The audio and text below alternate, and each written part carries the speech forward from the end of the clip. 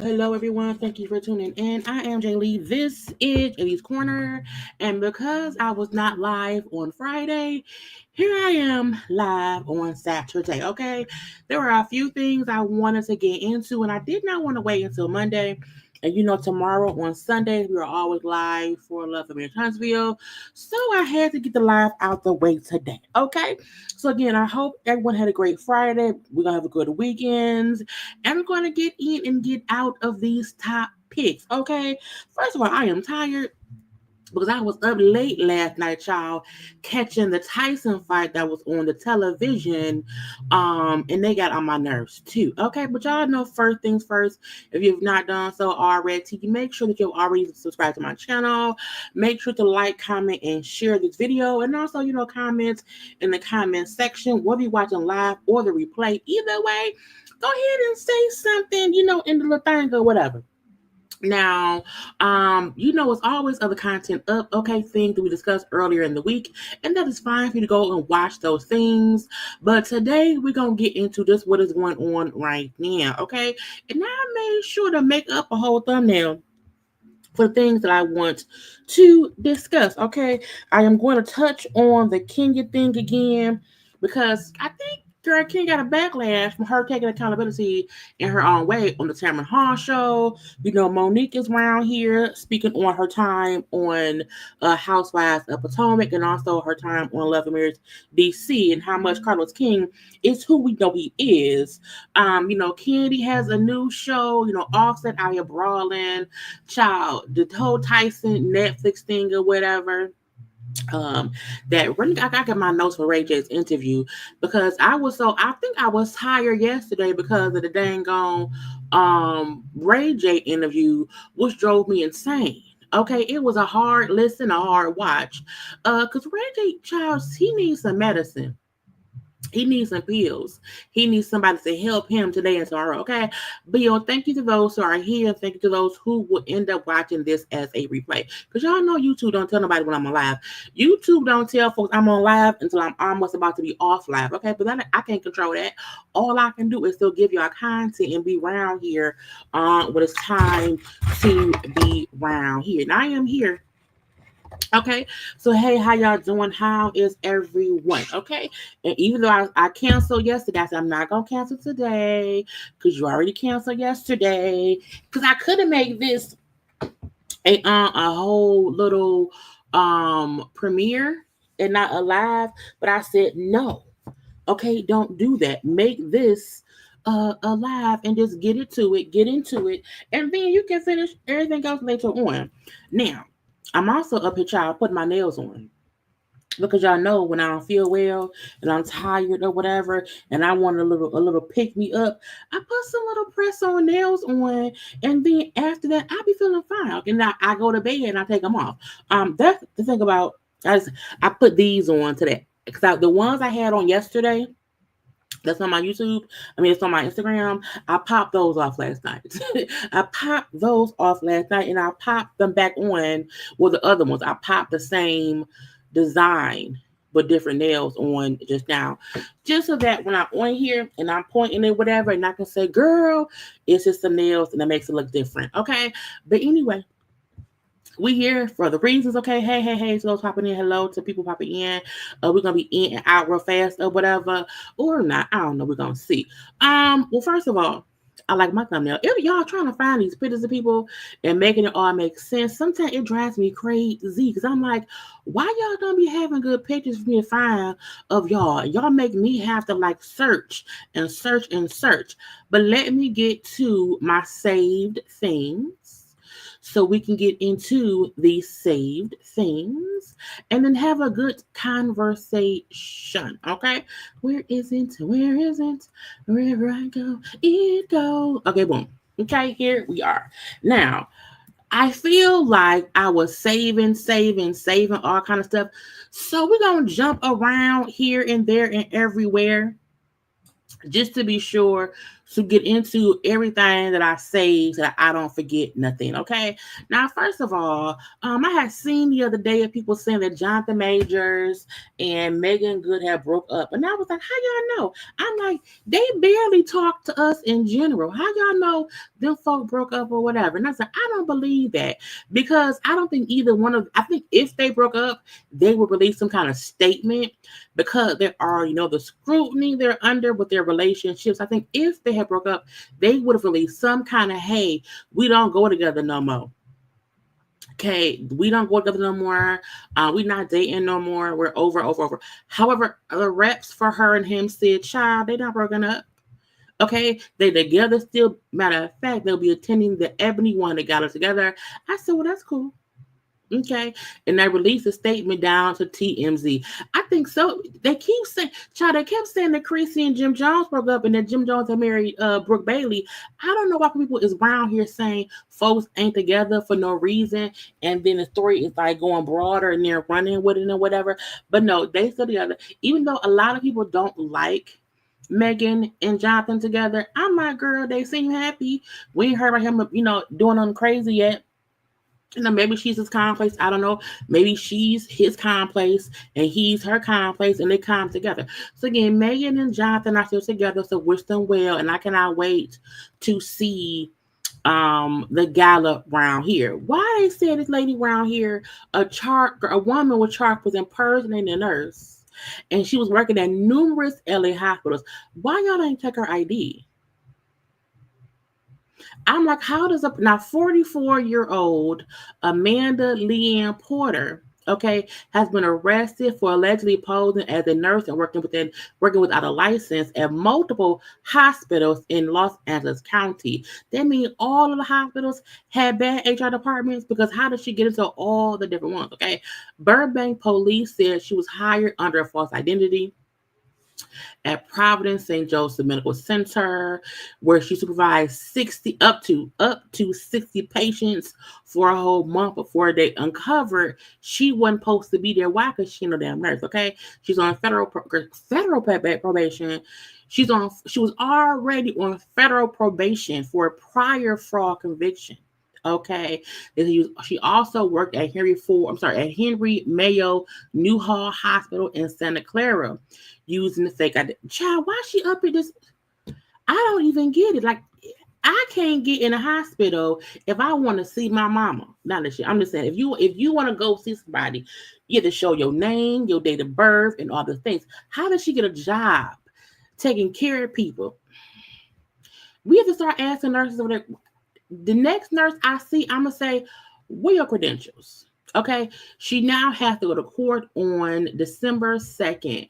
I don't want, excuse me, I don't want anyone working on me who not supposed to be there. I don't want anyone working on me who was not some kind of licensed credential in person who was supposed to be where she at. And she's seen all them people. I'm suing the hospital. I am suing the hospital. Skai Jackson, baby daddy. I feel like Shy, just say you a single parent. Cause Sky, because your baby daddy being arrested for parole violation and it being caught on camera, him running, trying to escape getting caught by the probation police, and him a little bit getting hurt a little bit in the scuffle of it all. I feel like, ma'am, he is embarrassing. Because why are you running from the police because you're on probation? I don't understand. Okay, he was apprehended on Wednesday in Cincinnati, Ohio, within a encounter with the police. They said the officer tried to arrest him because he had a warrant for a juvenile parole violation. Okay, however, he ran away. Okay, he ran, he fell, hurt himself, but still got arrested. Okay, if you're gonna run and escape, you can't run and get caught. Okay, and I just feel like, why were you running, sir? To me, it feels like he's a bad person. Okay, he's not making good decisions. Okay, you is around here now. I saw a post before where folks had showed like his social media stuff or whatever, and he was saying it's like, "Oh, I'm a gangster." I don't know why he think he gangster. I think at some point, sir, give it up. You know what I'm saying? But I mean, that's a man, and let's see if she gonna stick beside him. I wouldn't. I would not. You can't be embarrassing me in public. Well, you can't be embarrassing me at all. Okay. Now, maybe at one point he was a handsome gentleman who wasn't in handcuffs. He had a hat on, and so his hair, didn't look so disheveled or whatever. And you didn't know that he seems to be just not a good guy. And now you're pregnant by him and kind of forced to just be with him, for the time being. She's a beautiful young woman, and she announced the pregnancy just recently, but now it's kind of been overshadowed because her baby daddy, the person she picked to be with, is consistently, and he's consistently embarrassing her like to the 10th power, because one, we don't know who he is. Two, yeah, I heard he kept going on social media and sold her, and then, I think her mom said, "Oh, that ain't him. His page got hacked. Why he got a page?" Okay, he should sit down somewhere. So let's hope and pray that she has a continuing healthy pregnancy. Cause child, ain't nobody got time for the bullshit. Child, why was one of the Secret Service people with Obama and them trying to invite his ex-girlfriend to come have sex at their house? I was like, what? You can't look.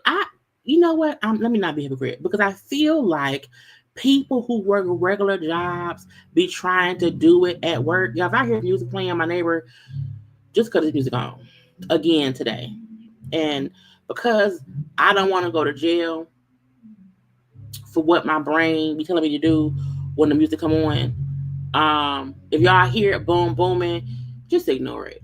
Okay, we're gonna pray to God that my temper stays calm and that I don't go up and just start swinging with a bat, because that's what my head be going.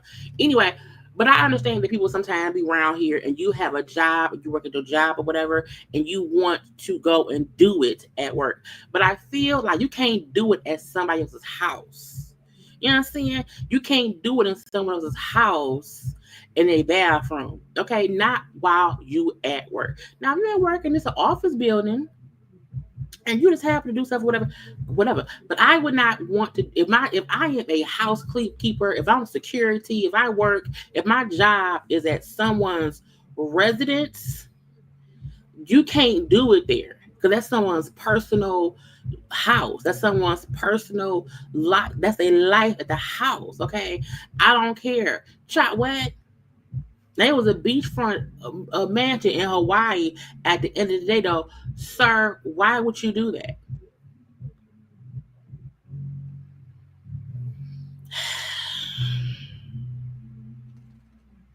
Now, the girlfriend is the one who said it happened. I'm like, ma'am, you got to shut up. Okay. Now the dude got fired. Okay, it says okay, a Secret Service agent has been fired after he reportedly took his girlfriend to the beachfront Hawaii mansion and suggested they have sex in Michelle Obama's bathroom. Okay. Uh is it Corey? Korye. That's Core and Yay. Okay. Dwayne, or I don't know. The author of Uncovered Heartbreak, a memoir of trust and trauma, details her experience dating a Secret Service agent she referred to as Dale in her memoir. A memoir? How old is she? Why she got a memoir? She look young. Why she got a memoir already? Anyway, she said in the book she claimed that she met the agent while vacationing at Martha's Vineyard and that he was protecting the Obamas. Okay, so she snitched. She snitched a little bit or whatever. Okay, per the novel, the agent sent over several photos of the former first lady's beachfront mansion, and a week before invited her to the property in 2022 of November, whatever. The couple was away. Oh, so they not home. Child, that is it breaking and entering?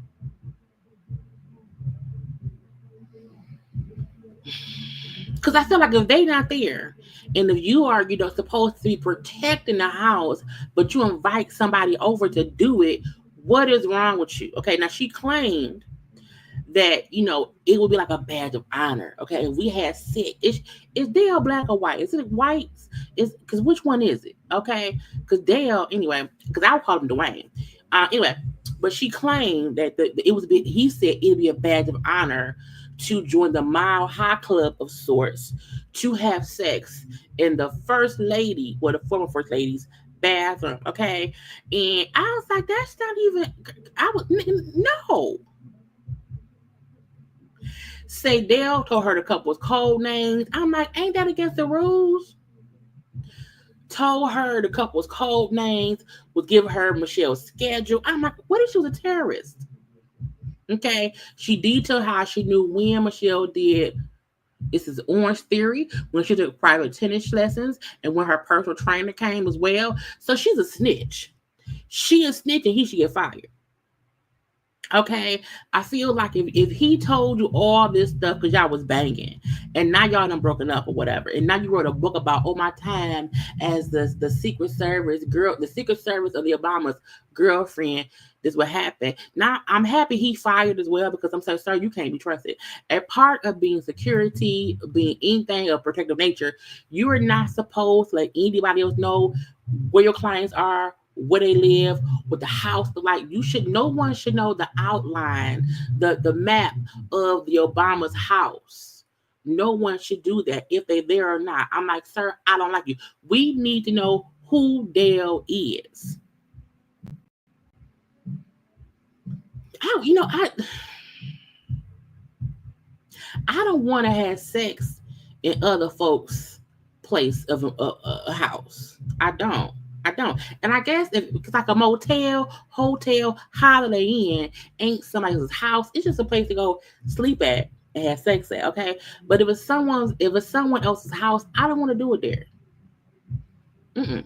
No, kids and teenagers have sex in other people's houses because they ain't got no house their own. When your man invites you over to do it at the Obamas, you should always say no. Okay, he should be fired, and that's it. We're gonna get into that man right there. I want to see what else I got. Oh, Kirk. Kirk wants to clap back at people. Now he and Rashida are like about to be married for 25 years. I'm like, sir, you have a 25-year marriage don't mean nothing if 15 of those 25 years was some bull stuff. Okay, you can't boast about a 25-year marriage if there's side babies involved, continue with cheating. Not y'all made it cool, but I feel like a part to me, there are ups and downs in marriages, truthfully. We know that. However, a part of the up and down should not be you and at some point continuously cheating on me. Okay? Cheating on me. And then not only cheating on me, but you had a whole other baby on me. You know, I'm like, you can't boast as if we didn't see that happen. What he said, y'all. Is Jasmine pregnant by me? I wouldn't know, okay? That's number one. Kirk saying, I don't know Jasmine pregnant by me. How you don't know, Kirk? How you don't know? I feel like it's one thing to say, of course, that girl ain't pregnant by me. I don't know who she pregnant by, but it ain't by me. But you can't say, I don't know if she pregnant by me. Who's your dick at, Kirk? Did your penis go anywhere near her? There should be no way that she's pregnant by you. Number two, y'all with this cheater. Help me out. Where was I at? In a restaurant or something with a girl? Was I in a club? I mean, Kirk, who you looking for? You lying. When a person talking and they can't keep eye contact, something ain't truthful. that's 9 years ago. Number one. Number two, my bad. Yeah, I fucked up during the time me and my wife were off. We weren't with each other for like a year. We was on a break. We was on a break for like a year. Oops, my bad. I messed up.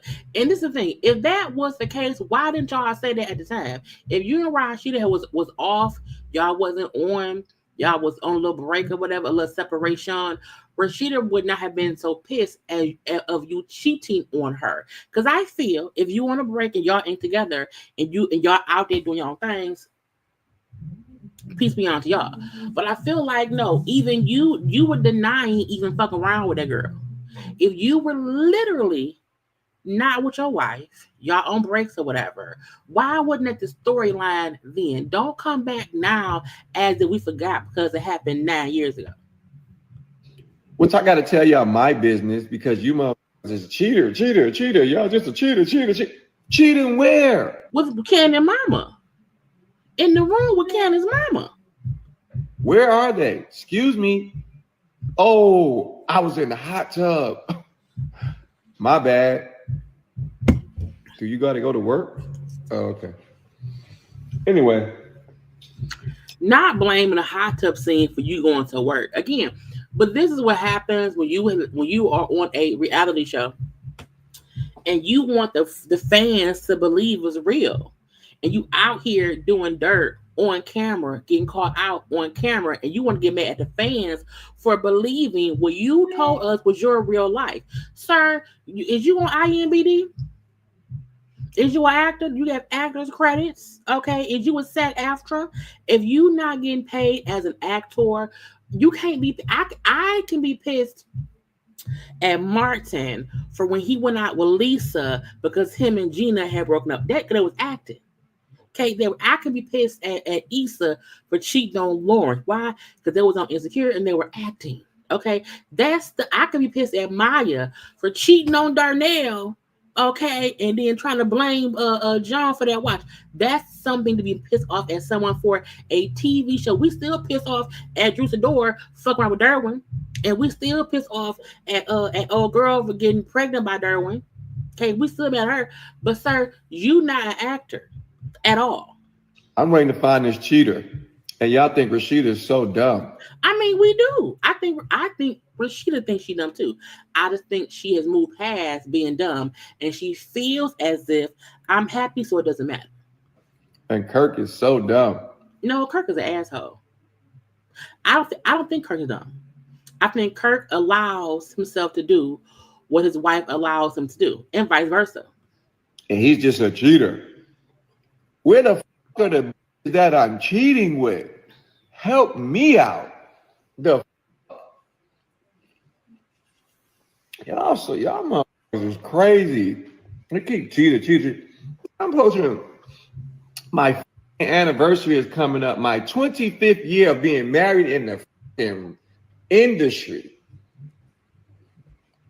25 years. You have other kids that are older, but you have one kid that you had while being married. Congrats on making it 25 years. But we ain't gonna you can't act like something didn't happen. And y'all still on the show where the current season is the said baby mama saying you still want to cooch. So sir, that's your fault. If you are happily married and you ain't nothing going on, stop allowing the show to make it look like currently you want to fuck somebody else. But guess what, babe? You gotta come over here too. Because they be always saying my old beautiful wife is so dumb for not breaking up her family. Oh, they just I mean, I got a question though. Look, I told y'all, Rashida don't think she dumb. She has accepted whatever their truth is. She has accepted that Kirk had that baby. She has accepted the fact that Jasmine can come back in their life and come back on their show and make her and him look dumb. Even if Kirk not cheating, even if he's currently being the best husband because he is sorry for the mistake of cheating before and having a break baby or baby and a cheat baby. Even if that's true, y'all are allowing VH1 and the people on the production team to make y'all marriage to be a joke. That ain't our fault. I don't even watch the show no more, but I see the clips on social media. So y'all are allowing the show to make her look dumb because I'm not going to film with my husband's side chick / baby mama to discuss him currently flirting. I'm not gonna do that at all. So you know who makes y'all look dumb? Y'all employers. That's who. Don't be pissed. You can't be pissed at viewers for what y'all show them. Who you at home with? I hope you got a boyfriend. I hope you do. I hope I hope you got a girlfriend. If you a dude, excuse me, I hope you got a girlfriend. Okay? Because I obviously see that y'all don't like happiness. And that is crazy to me.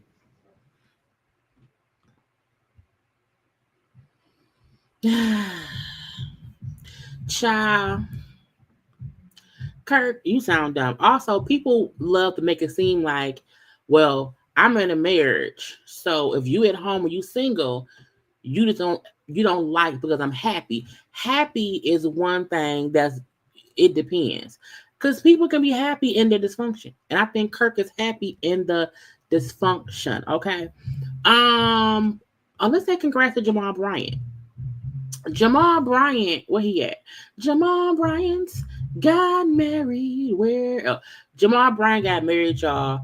Now now y'all know yesterday the video interview between Ray J and Jamal came out, child. And after that, later on in the day, Jamal and his new wife posted this little snippets, okay, of them being married. He married Carrie.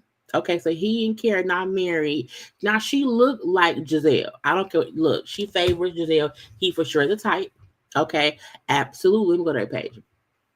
They posted some pictures up and stuff. So, this is her outfit. Now, to me, she favors Giselle. Whether that's a younger version of Giselle or a current, I don't know. Because I don't know how old the lady is. It don't matter. But Jamal and his new wife, Miss Carrie, I think is she a doctor? I think she's a lawyer. I don't know. She's something. She's a professor? I think she's a professor. But her outfit, now people say she's an AKA, and that's why it's kind of a pink and green because her suit's kind of green. I heard folks say her outfit was like a quinceañera. I said, not a quinceañera. Okay. They definitely had different outfits. It wasn't, the traditional wedding outfit. Her not being in a, white ball gown and him not being in a typical, black tux or whatever. They both wore was comfortable for them. Okay. They both look happy though. A good little I don't know if they got married yesterday.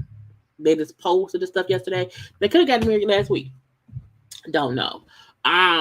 But the tool and the back of the dress, it looks a bit quinceañera like, But she looked happy and he looked happy or whatever. A good time, being had by all. Now there was some footage. Let me go to my page. There was some footage, okay, of them actually getting married. And I can't play the music because again, it's music. But it's them at the altar. I was like, that's a lot of tool. Okay, that dress had to be heavy. You know what I'm saying? Jamal danced around and it's them being pronounced husband and wife. Then, you can kiss your bride and stuff. So, Jamal looked happy. She looked happy. He dancing around, child. The camera being recorded and whatnot. Okay. Now, they both said, stay tuned. Now, I don't know if stay tuned meant we're going to post more footage or stay tuned means maybe we have a show coming, so stay tuned. Or if it means, child, look out for Jesus. I'm not sure. What I do know is we're going to say congrats to the couple. He's married. I don't know if she has been married before or not. We know he has. We know that Jamal Bryant is Giselle Bryant's ex-husband. He is also the father to her 3 children. Their 3 daughters and stuff. But again, he looked happy. She looked happy. The people was around there. Child, and we're going to let it be what that is. We did not see Giselle at the thing. The daughters were there. Okay, those are Jamal. At least 4 of those are 4. Because I don't know. No one knows exactly how many kids Jamal Bryant has. We know he has the 3 with Giselle. The other girl, with the braids, that's his daughter as well. So we know he has at least the 4 daughters. I think Jamal had a total of like either 6 or 7 kids. Because I know there's at least one other son, if I'm not mistaken. The fact that Jamal has never just outwardly said, I think most parents at some point have a picture of them with all their children, or there are just pictures of them with, incest of the kids. I feel like we've never seen many pictures of Jamal and the kids. And to me, it's because most pastors, it's a family. We are family. And with Jamal, we just don't get that, at the all. And we're going to hope and pray. Because even in this video, it was one picture or like a little snapshot. Because again, the 4 daughters are up top. You see Jamal down there. Is that Jamal daddy? I'm not sure. And then the wife getting prepared in the middle. So again, we only really see his 4 daughters. Now, and I also don't know if she has children. But it was one little quick snapshot of Jamal and like a guy. Again, that's Jamal with the 4 daughters. So we don't know how many other kids that man maybe has. And I think that's weird to me. I also think it's weird where you're featuring, again, this is a kid, right? So I'm assuming this little right here, maybe that's his son. Maybe that's her daughter. Maybe that's her son. But we don't know. Okay, but if you out here, and maybe they saving it for some kind of special.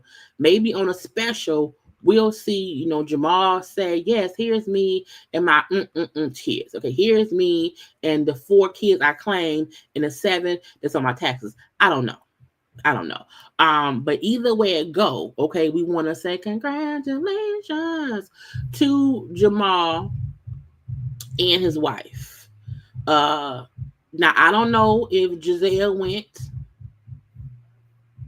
I'm assuming she wouldn't. Even though I feel like when they got engaged, Giselle was like, oh, congratulations. Yay, yeah, y'all, or whatever. So plus Jamal kids is grown. All Jamal's kids, with all of Jamal's kids with Giselle are now at least 18. Because, the older daughter was already in college. The youngest 2 graduated high school, recently, because that's what we're seeing. We're seeing that air out now on the show, meaning the girls may be 18, 19 at this point in time. Okay. So it's not as if Giselle and Jamal has little kids to co-parent. Some kids is out the house in college or whatever. So I feel like Giselle did not have to be at the wedding or whatever. To me, most times when the other parent is at a wedding. Maybe because the kid is younger and they just want the parent there. I don't know. But again, congrats to that man. Okay, congrats. Jesus will be offense. And I also saw folks saying, "Oh, I hope he stays faithful." Either way it go, I feel like Jamal gonna do what Jamal wants to do. Um, I'm hoping after the scandal that was him the first time, I'm hoping that man has really grown closer to being righteous within himself, and he's not gonna marry somebody else and make her be a laughing stock of the church. The church now has a first lady, so we shall see. I don't know. But now, if they did have a reality show, I don't think I would watch. Only because I'm like, for what? Okay, now they have a little wedding special on OWN, maybe, because OWN, Oprah, I don't know. Um, but I doubt Bravo does something. Anyway, we shall see. But congrats to them as a couple. Also, child, Candiace was around here, and people put on here how Candiace Dillard Bassett paused labor for 10 minutes to put on makeup, and we then seen her child in her little glam. Where is it at? It showed her in her little glam where she was. Is it on here? Yeah. Um, Getting her makeup done, and I seen a lot of people comment and say, "Oh my God, how?" I'm like, first of all, you know women are superpowers. I'm sorry, women are superheroes. However, we can't pause labor because our bodies don't control when it happens. So when I seen folks say, "Oh my God," I'm like, she didn't pause it for real. All that means is before she started pushing, she put her face on. All that means is she got there, was dilating, okay? Because let's be truthful, once you're in active labor, okay, with contractions and all that shit, you don't have time to be calm enough to flat iron your hair. Okay, so I get Candiace wants to be glam and wants to look good, blah blah blah. But let's not make it seem like most times pregnancy and labor is not, this glam party, where you can pause for 10 minutes to put your face on. It just means that she took a little second before she was in full term active pushing the baby out labor to be sure once she got to that part she looked presentable. Okay. Child. Okay. And I love Candiace. I like her. I'm gonna say love. I like Candiace now. Okay, but we not gonna act like girl. Anyway, Kandi has a new show. Now, girl, Kandi, Mama Joyce, and Riley. Basically, this is Red Table Talk, but the table is brown. Okay. Kandi will be on Amazon Live called Generation Face Off. It'll be her mama, and Riley, child, having conversations about stuff. Now, Kandi, congrats on a new show, you know. Um, but also feel like this is girl. Kandi had Kandi Cold and Nice with her co-host discussing sex. She then had that quick little thing that was on Bravo that did not work out. That was Kandi Cold and Nice toned down.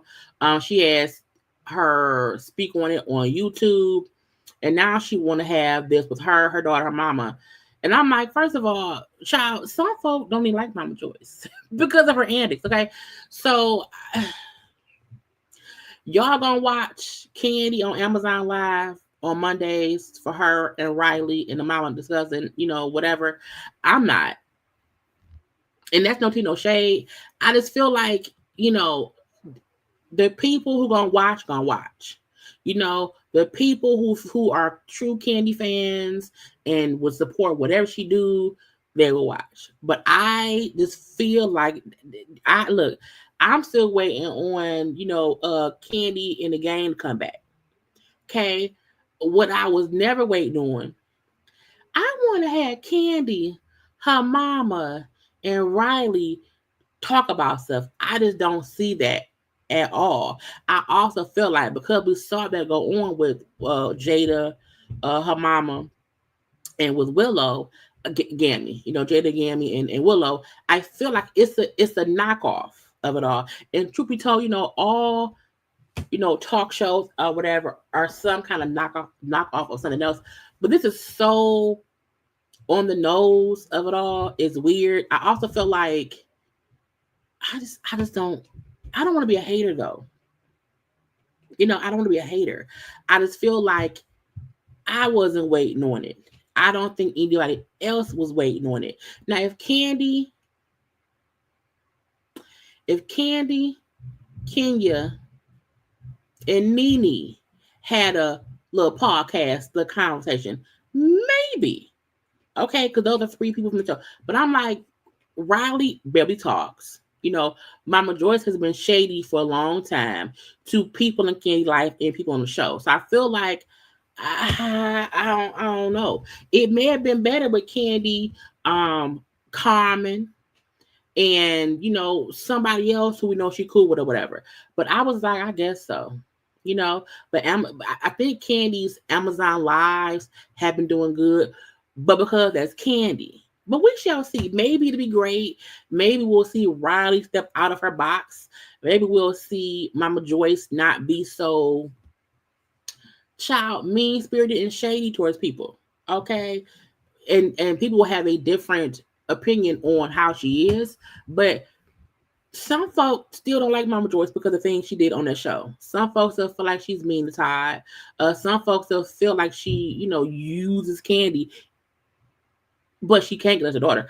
But I feel like, has Riley even lived life enough outside of her mama's influence to really have her own opinion? I know she went to college in New York and has lived a couple of years, but I feel like Riley is still very much so Kandi and Joyce's baby. Yeah, I agree that the OG, Mama Joyce and Aunt Bertha and Aunt Nora could have been something different. You know what I'm saying? Yeah, what she said about Ty's mama. But I'm like, I feel like with Jada, Gammy, and Willow, I feel like each three of them have their own separate lives. The fact that Gammy was a recovering drug addict, you know what I'm saying, and how much she's overcame that. I feel like Willow has lived life outside of being Will and Jada's daughter. But to me, like, no one knows much about Riley at all. And I think I've seen some of her TikToks or whatever. But again, child, it's coming on Monday. I may watch the first episode to tell y'all what I think. And then if we like it or not. We may not like it. We may see as well. I don't know. Meagan Thee Stallion. She was being sued by her former friend, her former employee, the photographer or whatever, was suing her for a hostile work environment. Also over, I want some more money or whatever. And they were all supposed to go to court. Well, Emilio Garcia, who is the photographer, his lawyers, they had a court date. Child, the lawyers did not show up I said, how you sue me? How do you sue me? And on the first court date, your lawyers, y'all don't show up. What the fuck? Okay. So Meg's lawyers has said they want a $6,000 in sanctions and also dismiss the lawsuit. Because why? Because you sued me and then did not show up. Okay. You cannot, your attorney, even if you don't show up, sir, your attorneys cannot not show up. Okay. And because they did not show up, $6,000, which really will probably go to Meg's attorneys, okay, and dismiss it. Okay, it says they also point out that Garcia's lawyer is not even authorized to practice in New York, meaning he can't lawfully represent the case without proper counsel. And what that could mean is that the dude don't have no lawyer. Because the case was in LA, it was moved to New York, and it could possibly mean he didn't get proper counsel to defend him in New York, which means case closed. Get out my face, okay? I feel like, child, no lawyer, no case. Leave it be. So we shall see what happens with that. But Meg said, "Bitch, give me my money. Pay my lawyer fees. When right now. When right now. Let's get to some other things, okay? Let me see. I feel like there's so much around here. Child, that man won. Yeah, I have been avoiding having any kind of conversation about AK-47, aka Code 45. But a cruise line is offering a 4-year world voyage to escape that man's presidency. And I feel like, first of all, I don't want to go on a 4-year cruise, mainly because if something happened on the water, okay, if something happened on the water, child, that man ain't gonna help us. Why? Because he don't want to be president. Okay, so it says it will cost about 40,000 per year. Okay, 40 grand per year. Okay, for a continuous global adventure for up to 4 years. It would be 425 ports, about 140 countries. No. Okay, no. I feel like it's no. Mm-mm. Hey, Tammy. It would be a no for me. A complete no. I would stay here in my own place and just live through it because I don't want to be somewhere on the water. Again, if something happens to me, that man ain't sending no one to come get me, and I have to go back home. Okay, but they offering it. I feel like the folks who are gonna take it would not be folk like me. Okay, but if y'all want to, go ahead and do that. Child, Boosie got a baby on the way. Now I don't know why anybody is allowing Boosie to knock them up in 2024. I feel like that is just, child. I just feel like Boosie is a hindrance on the human population. Okay, I feel like Boosie is not a person you can take serious. I feel like Boosie is not somebody who should keep procreating. Okay, child. But him and his girl, what's the girl name? Is it Ray Jail? Is it Ray? It's Rajel. That's Ray Jail to me. It's his 9th child. Okay, his 9th child. At what point do you feel like, you know what? I want a baby, and my first will be your 9th. Why would anybody do that?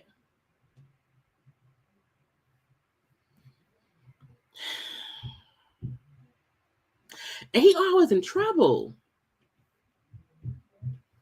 Child. But you know, some folk feel like I'm not single. My man is Boosie, bitch. You know what I'm saying? She is somewhere saying, my man is Boosie, bitch. And maybe where they from, that's the great thing. I don't know. But Boosie as a person just seems like somebody I don't like at all. He gets on my nerves all the way. But congrats, because babies are a blessing, even if their daddy is an asshole. But congrats to that man. Child, Taraji says she's thinking about leaving the country. Okay. They said Eva Longoria left already. Okay. Even celebrities who left Twitter. Do I have them on here? Because Gabrielle Union left Twitter. Don Lemon left Twitter. Jamie Lee Curtis left Twitter. Maybe I didn't save it. But people leaving the country, child, they leaving Twitter. Okay, that's fine. I feel like, you know, Twitter is Twitter. I don't be on it. And I be reading Twitter. I don't really be on Twitter. But some folks feel like, you know, I have to leave Twitter or whatever. Let's do a bit of Diddy stuff. But no, first things first, because it's been almost an hour. Y'all take one little second, y'all, and like the video, please. Who am had dance today? Let's do Kim and Nicki.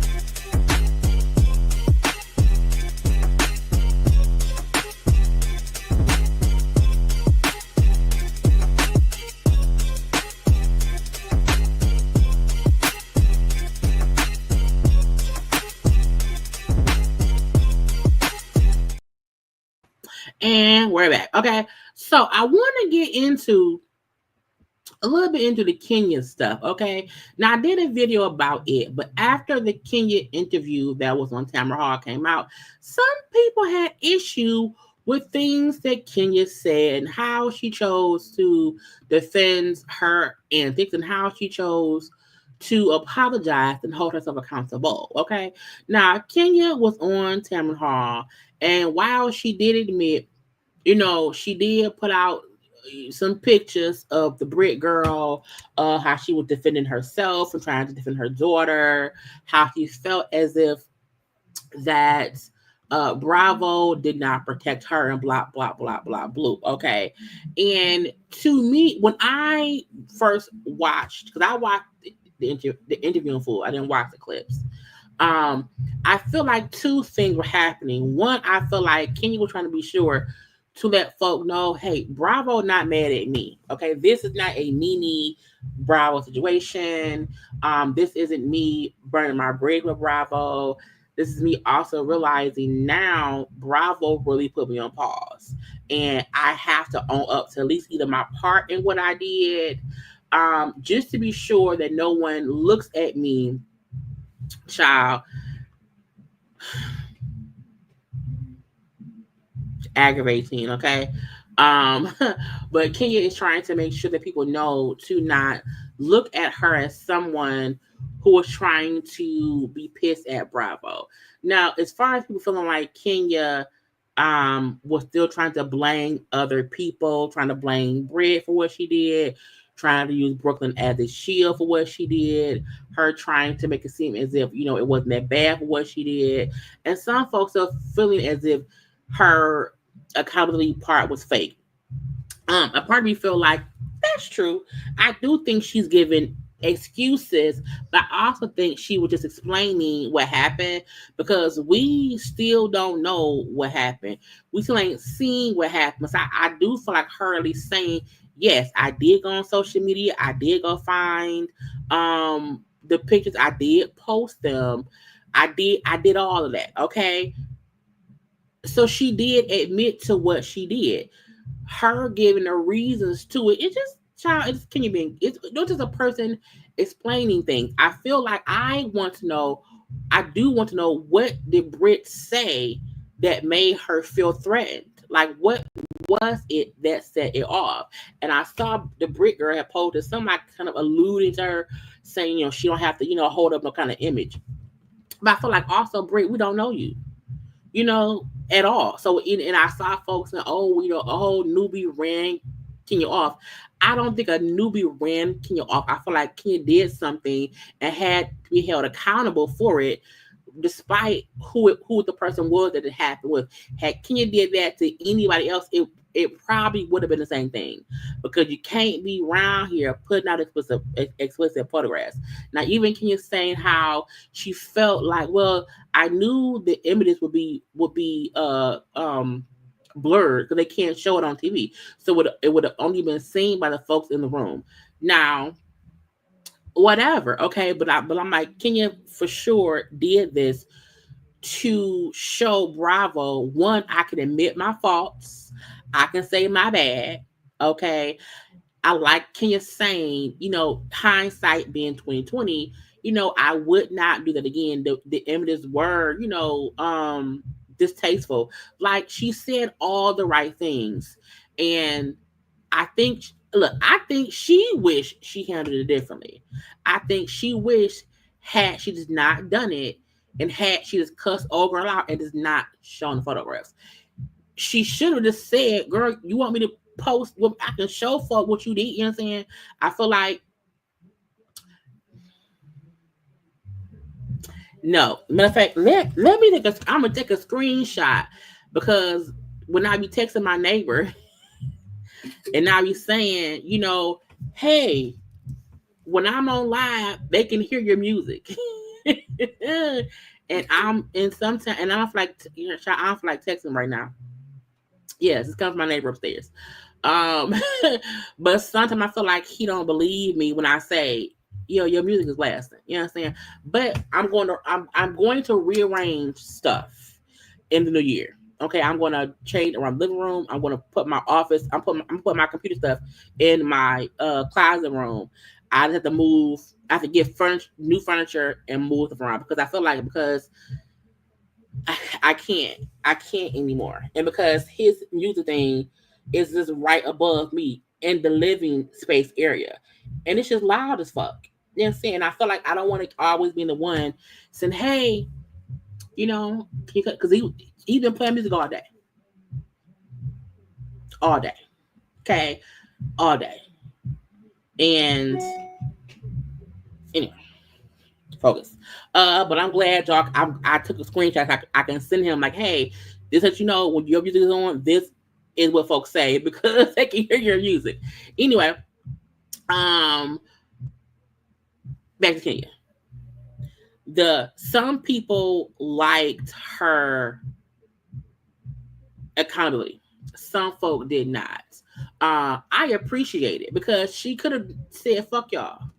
I said what I said, and I'm done." She could have easily, said not even went on Chairman Hall to try and hold her accountable. She could have just stayed. Like she could have put a Nene, and we see what Nene at.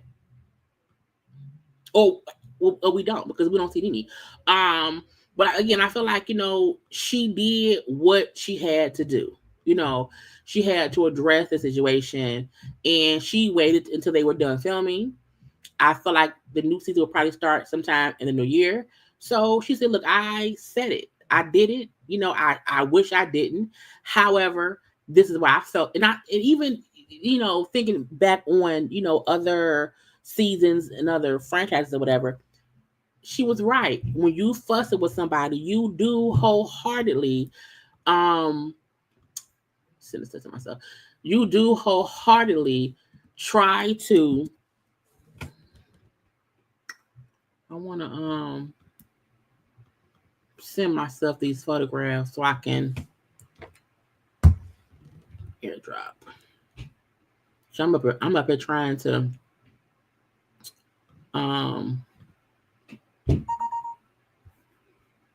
because there's also a kid up there that's child tap dancing on my nerves, and I just want to be able to send it over. Anyway,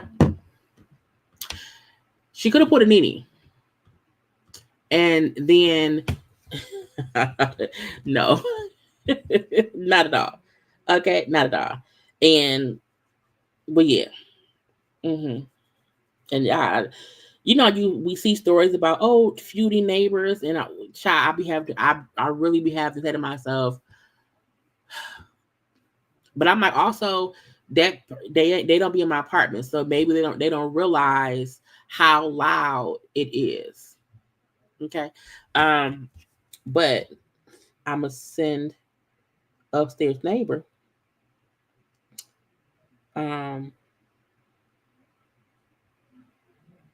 the pictures that show y'all saying, "Child, they loud." They is.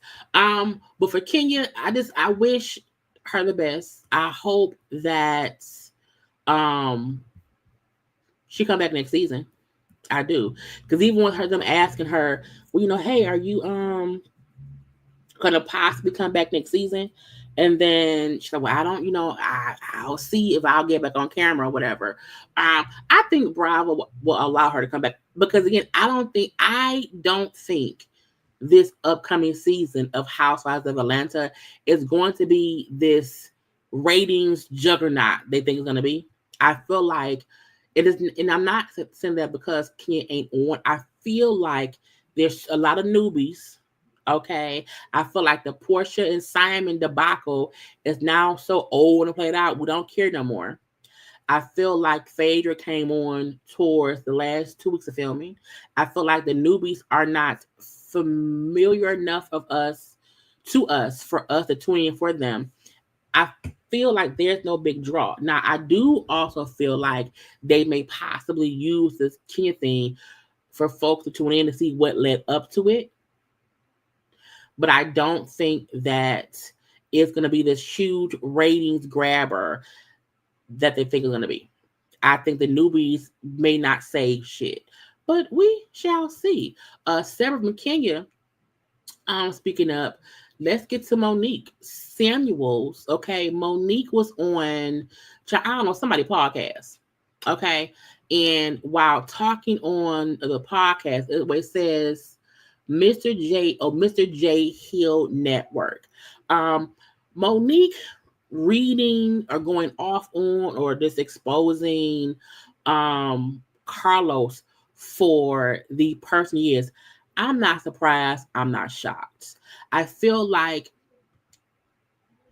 ever since Carlos was on Bravo for Housewives, Carlos also used to be on Love and Hip Hop as a producer. Carlos was also producing on R&B Divas and that stuff as well. I feel like Carlos' reputation has always preceded him. Okay, I feel like people want, Carlos is, he's from the D. At least he's from it. I don't. Is he from Detroit or Potomac? Pontiac. I think he's from Detroit. I don't. I think he was like. I think he's 313. And not a different city within Michigan. Congrats to Carlos for being able to get his foot in the door and create his own lane. What we not gonna do is act like we don't see him for his works. I feel like before he even started Love and Marriage, DC, we seen the bullshit for Love and Marriage Huntsville. I feel like some of the things that had happened on R&B Divas and Hollywood Divas was kind of, forgotten about because those shows happened years ago. We've seen him play people on a regular basis. We've seen it happen. The fact that before all of that happened, Kandi went on and said how Carlos was the one who tried to steal Escape's likeness to do a movie behind their backs. And once she found out and tried to confront him, he never fully addressed her or talked to her about it. And I feel like Monique calling Carlos out isn't surprising. She said to her, she felt like he used the black card, meaning she came from Bravo, had just got off of Potomac, and that he came to her like, hey, hey, sister, what I'm saying, as black people and blah, blah, blah, let us do it together. You know what I'm saying? Because you do feel like, Bravo is a white type of network. And if Carlos is on the Oprah network, I'm a black producer, you're a black woman, it's gonna be other black couples, black love and blah blah bloop. You do think, okay, well, let me take a shot because it sounds real good. And I feel like the fact when we saw that Monique did not come back after the first season, to me spoke volumes on how bad it must have been, not only money wise, because she don't need the money. Because her and Chris has money, but not only money wise, but we saw how toxic and chaotic season 1 was. We do know for a fact because she said he used my likeness, my fan base, me coming off of Potomac to promote Love and Marriage DC. He used me to promote the show, and I then got on the show, and she felt like she got played. Now, Monique, I'm going to say this. Monique's issue is she felt like production did not show the issues with her and Chris full out. She felt like they showed her complaining, but not showing why she complained. I feel like a lot of that is a reason that you and Chris should have never been on that show. You know what I'm saying? I feel like you and Chris had issues that the show couldn't fix. But she said, I thought that Chris would see the show and that would make him change if he see the issues himself played out. She said, I felt like maybe he'll see and he'll change. Well, that didn't work. They got divorced. But I do feel like, and she did say as well that she, it was her complaining. It was her. They didn't like cut at her in the way of it wasn't things she said. She just felt like it was one-sided. So that way, once the show aired, she got most of the backlash because of how she complained. Yap. A part of that also comes into play because I feel like even how she played Winter. You understand how they made Winter to be a villain and how they seem to all gang up on Winter and they should not have. But she still feels like Carlos played me worse than the white people did. Okay, Bravo being the white folk, him being black folk, whatever. It was worse because you coached me over, like put me in, and had me trust you, and had me film, and it was a shit show, and because they could not come to an agreement for her second season, and she left and did not come back. And to me, the show has been shitty since then. But I'm like, we know that's who Carlos is. If you look at all his shows, they are the same. Carlos shows, he may say he wants to show, black couples and black women and black men in a positive way. He picks couples who fully have marriage issues.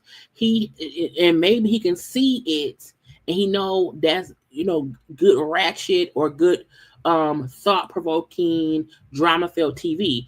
Because it ain't nowhere you got Martell LaMelle going through his shit. You know how bad Marceau seemed like he was possibly cheating on Tisha, and Tisha being a child, this sheltered wife who can't do shit, to make her husband feel like she's worthy. Even on Huntsville, on DC, Monique and Chris having issues. Anthony and DJ Fun Size, child, crazy. The other two, who are their names? Is it Elena? Was it Elena? Tell of the couple. Okay, the retired cop and his wife who had old issues as well. Then having Winter and that man. It was you see, it's like couples with issues. That even the Detroit folks issues. Like I'm here in Detroit. There's no one talking about the show. There's no one there. No one. And that's not usual because I know different folks and different things. I would at least hear something from someone who knew one of those couples. No one, not only does no one know those couples, no one discusses those couples. There's nowhere that there is a Detroit reality show that's on OWN, and no one here is discussing the show. That's why when he had this show, Grown in Gospel, that was here, failure. Because Carlos keeps getting the same kind of people. Drama, because he thinks that's all people want. And it's like, no, you can't do that. And that's why his shows are failing. So Monique called him out, saying, he ain't shit. It was unorganized, and I left after the first season. It always is. That's because he should not even have to keep stepping in to fix Huntsville. He's keeping Huntsville going because that's all he has left. We ain't seen the second season of Encore. There's other things. Even that show he had, the recent one, the family like in Texas, who like owns property, whatever. No one discussed that show. Why? Because it's the same thing. A little bit of drama and some black folk. We need more than that. He keeps doing these one and done shows. And I remember when folks compared Carlos. No, I'm sorry. When people was talking about Kandi show, when Kandi would have those spinoffs, and it'd be like a one season thing. Kandi's one season spinoffs were better than Carlos' shows. But Kandi said her shows were supposed to be one and done spinoffs. Oh, come on, not Bad and Bougie. Okay, what's it called? Bad and Bougie? Bold and Bougie? Child, Bush and Bougie. The one with Malaysia and them other people. Usher ex-wife. He keeps doing these shows that don't make no sense, and he likes to build up on this. I did the highest rated show season of Housewives, which was season 9. He keeps holding on to these old celebrations of what he did before and not acknowledging what currently the best show you have going is the most toxic show, to where you say 2 people left. You had Stormy leave. You had Tiffany leave. We now know that Monique left. We also know that Winter left. You've now had two cast members leave your two top rated shows since its inception. Because you as the producer, you as the creator is on some bullshit. Even the fact that he brought on Sonny and Moses to be messy. And he has folks blaming Sonny and Moses. He brought on Sonny and Moses, but he wants the fans to kind of hate Sonny as if I'm like, Carlos brought her on to be messy. The same way he brought on Monique and Chris to be messy.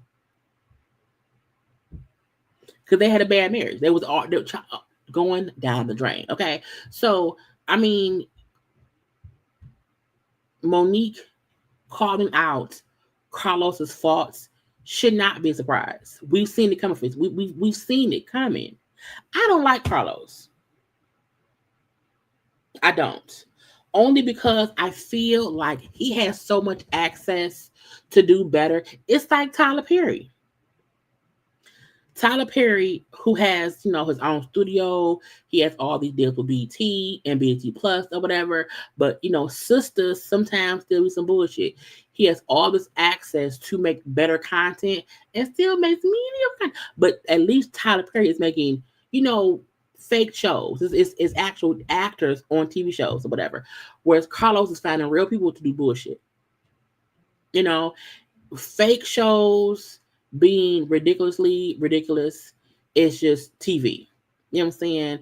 So I give Tyler Perry the point of where some things is entertaining, even as crazy as it is, it's supposed to be there because it's fake. It's not reality. You know what I'm saying? I feel like when you have access to make people famous because there is a reality show and you're not doing that, you're taking the exact same formula and just rehearsing over and over and over.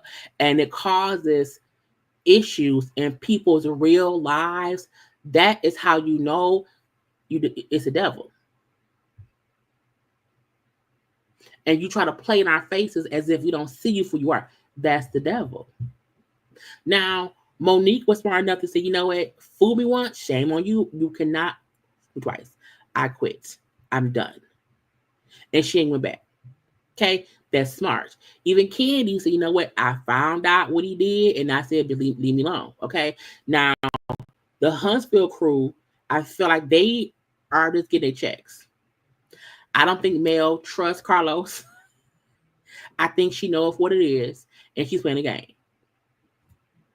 Because she don't have a rich husband. She's using the show to build up her fan base, to build up her clientele, to build up her followership. Because eventually Mel gonna leave. Okay, but Carlos and his antics and him using the black delegation to try to support him and black actors and black shows and black bullshit. Yeah. Tyler is child when Debbie Morgan was on Way Up with Yee and Lee, and she said Tyler's people reached out to my people to book her for the what was it called? The show we just saw that was on Netflix. This is a series. And she said they told me like that my fee could not be negotiated because Tyler was paying her way more than her actual fee. And she said, and then because she did so well for the series, the Tyler Perry then gave her additional money. Tyler Perry to me is giving actors jobs to where folks then see them and they can get booked for other things. You know what I'm saying? That is helping actors act. Because I always say this too. I say some actors who are on Tyler Perry shows, you don't even realize how good they are until you see them somewhere else. And to me, that is why I will never look at Tyler Perry like a Carlos King, because Tyler Perry does hire actors, pays them, because we know they've always played about how much Carlos pay people and how the first season of their shows they get $2. And they're having to work for $2. Whereas I've never heard Like y'all hear all that? If y'all hear running, it's because the kid is upstairs like a fucking jackrabbit running. Mm. Anyway, but that's the name of the man. They've complained before about how much Carlos doesn't pay well at all. And I've never heard even the sound people, hair and makeup people. I've never heard anyone say he don't pay well. I've never seen anyone say the conditions of the set is crappy. I've never heard anyone complain about what he's doing. I've always heard folks say working on top. We may shoot a whole season in 2 weeks. we may shoot a whole season fast. However, I got paid great for that amount of work. You know what I'm saying? I'm going to be on a credible network. You know what I'm saying? And folk may talk cash shit about it, but they're going to watch. And to me, I think that is why Tyler Perry doesn't listen to the complaints. Because he feels as if the actors, the folks who are working for me, are enjoying their job. And we are creating TV shows that are supposed to not be realistic, okay? And that, to me, is completely different than someone having because Carlos doesn't have nan scripted show. Carlos has completely reality shows, meaning it's supposed to be real life. So if people piss at you, they piss at you. They're pissed at you. They're mad at you. So when he said before how, y'all can't be pissed, my people aren't actors, right? But you're putting them in positions where people don't like them. So I feel like Monique is saying now what Mel and probably Kimmy would say in 5 years. When Huntsville is over and they do a real interview to where they can then say, it was horrible.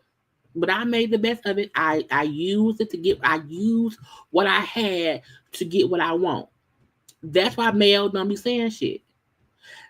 That's why Mel allows the stuff to go on. Because I'm not getting involved. If y'all don't like this, whatever, I don't care. Talk to Carlos. He's the producer. I don't run these fans or whatever. I feel like Monique is only saying what we all feel like. Carlos uses this Black unity thing to get other Black creators, actors, people, whatever, on the shows, and then plays dumb Diddy when folks feel like he's playing your faces. He's playing them. And she's saying, I felt played. That I was on the show, they recorded me, but then they never showed a full picture of me. A full look at my marriage, and then made it seem like I'm complaining for no reason. All because my husband don't say much. And I said, well, what you gonna do? So kudos Monique. But she been saying this shit. She been saying this since she left the show. I think she may be saying it now, and like the Black producer on the show I was on, okay, did be bad. She may have said it more specific now, but I'm like, she been saying that. She been saying fuck Carlos. Nobody care about Carlos King. Not today, not ever. Sean, where Offset at? Offset was in Paris, right? Let me see if I can find it, y'all. Did y'all? I'm assuming by now y'all have seen the video of Offset fighting this Gazo dude over there in Paris. Because I can't play the video because I'll get flagged. Offset was over there making some money. Okay. Offset was paid allegedly $150K to shoot a video with this artist named Gazo, as we see in the thing. And late at night, now they had again, I can't play. That's them. Okay. and stuff. That's Gazo and that's Offset. And they over there in Paris. Okay, supposed to be working. And because Gazo and them felt like we paid you $150K to do this video. And we feel like we didn't get what we wanted. Well, we want our money back. So Gazo and his crew rolled up on Offset and his crew. And they're like leaving like a hotel. So y'all know I may not be able to tell. Let me see if I can let me step by step, day by day. Because I can watch it and tell y'all what I see. Because I can't show y'all. And so y'all can hear it though, a little bit. They're at a hotel. I want no sound. They're at a hotel. Okay. And they're then outside the hotel. Okay. And you see them at a car. So Offset is crew at a car, and guys on them and came up to fight because they want their money back. And shout out to security because Offset security were doing the damn thing. Okay. They were holding him back because Offset was trying to get involved because it was his friends, his crew, whatever, tussling and fighting with those folks. And somebody in the reach out, somebody at some point did a roundhouse kick and kicked somebody in the face. Okay. You hear, Offset child. Stop touching me. I'm with you. Stop touching me.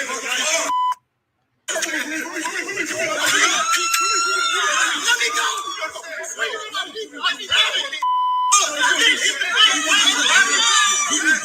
You hear somebody screaming the whole time and stuff, and it's a complete mess. Okay, but shout out to security was like, no, like he would not let Offset go because, sir, you should not get involved. And I get it, your friends is fighting, you want to get involved, but sir, you to start. We paid to protect you. Okay, but at one point, Offset get loose. Offset did get one little kick in to somebody. Okay, but then again, the security grabbed him again, and they then banging on the door of the hotel to open the door so they can get Offset like out of the madness. Okay, and I mean completely out of the madness. Okay, and so it was at one point you seen like girls who were there with guys on them or whatever, and somebody tried to put one girl in the car.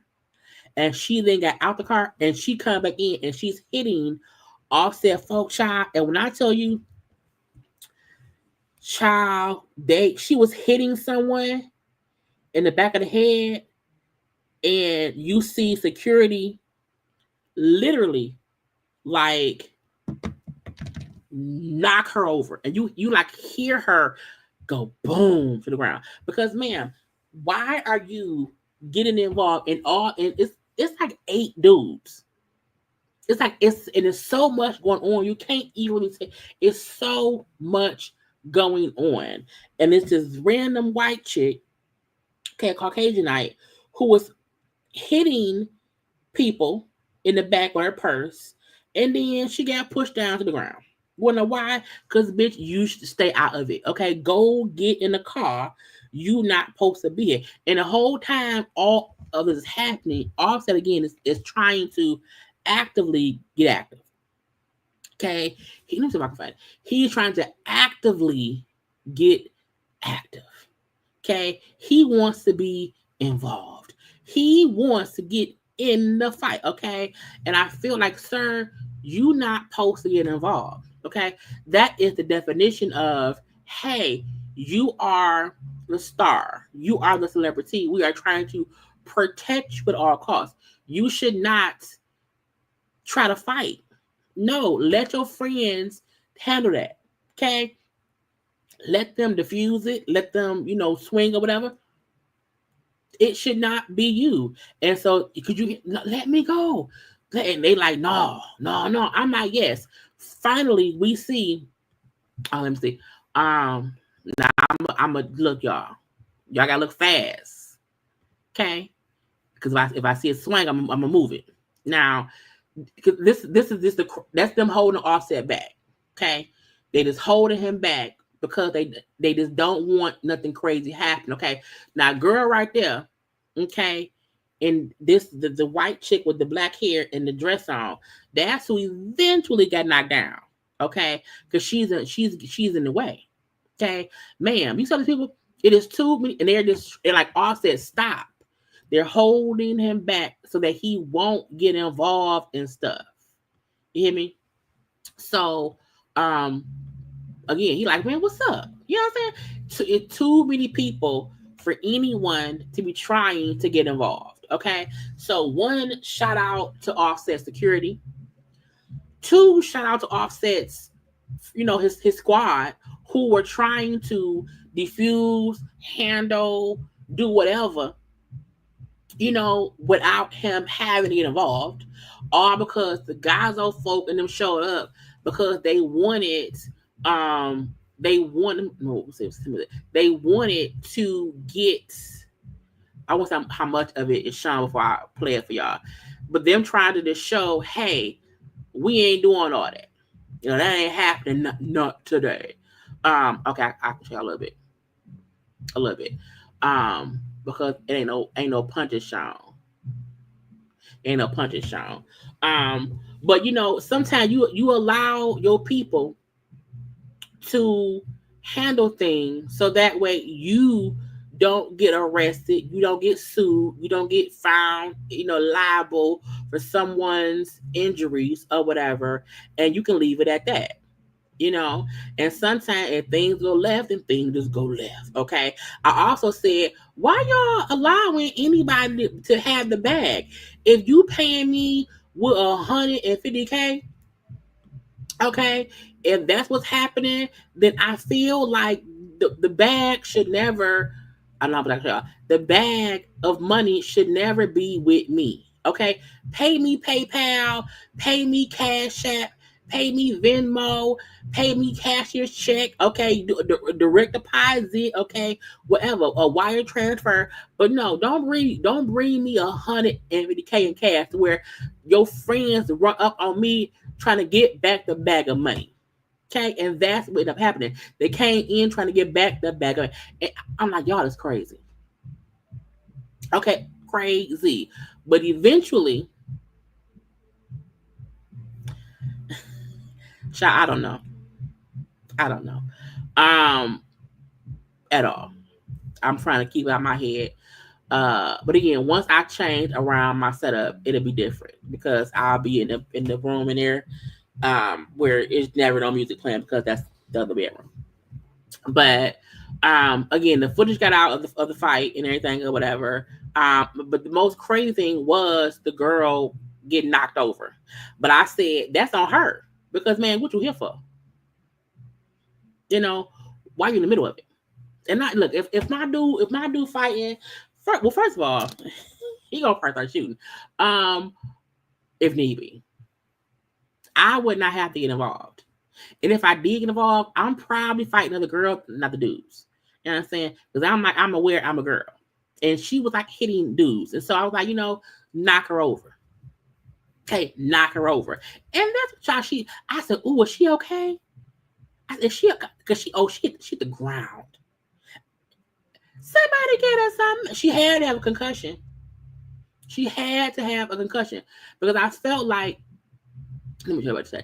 I felt like, because if you look right here, okay, quickly, fast, you see the girl in the weird dress, someone trying to put her back in the car. So before the actual fight happened, they put her in the car. Now you see Offset kick. They put her in the car. So again, security is keeping Offset back. Okay, keeping them back. And so I feel like, chill out. Let some stuff be. We don't have time for that. Okay, but Offset ain't said much about it or whatever. But again, it was all over the thing. Like they got into a little fight. Okay, they want the money back. Okay, and they wouldn't have it. And I like this: if you pay me and I come over there to do a job or whatever, if you don't like what I did, so You know, now Offset, if you did not do it at all,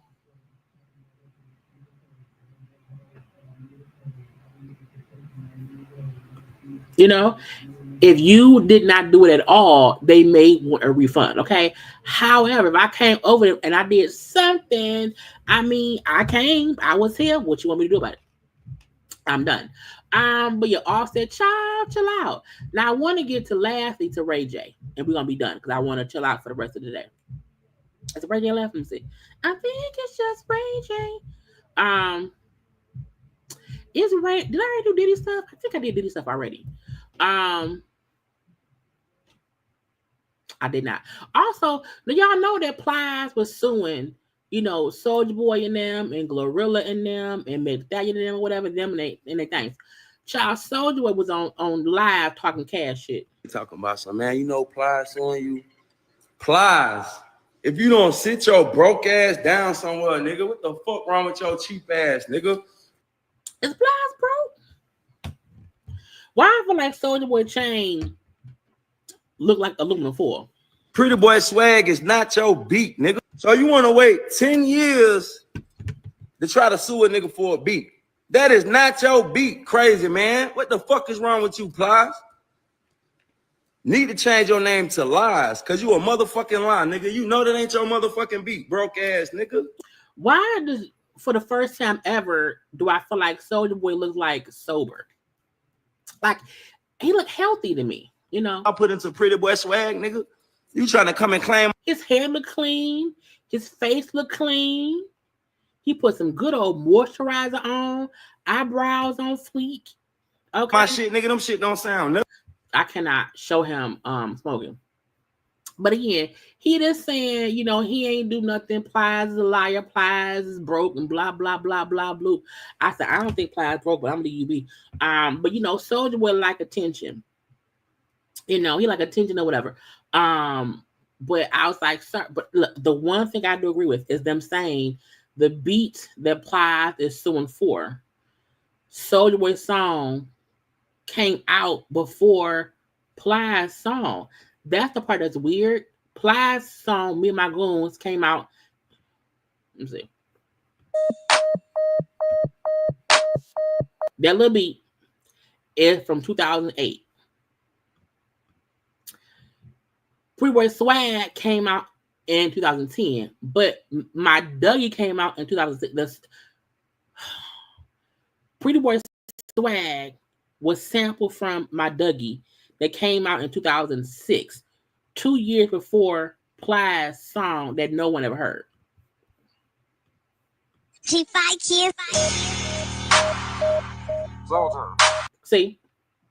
Okay. And then My Dougie came out in 2006. My Dougie. Okay. Then, in 2024, Meagan them, hold on.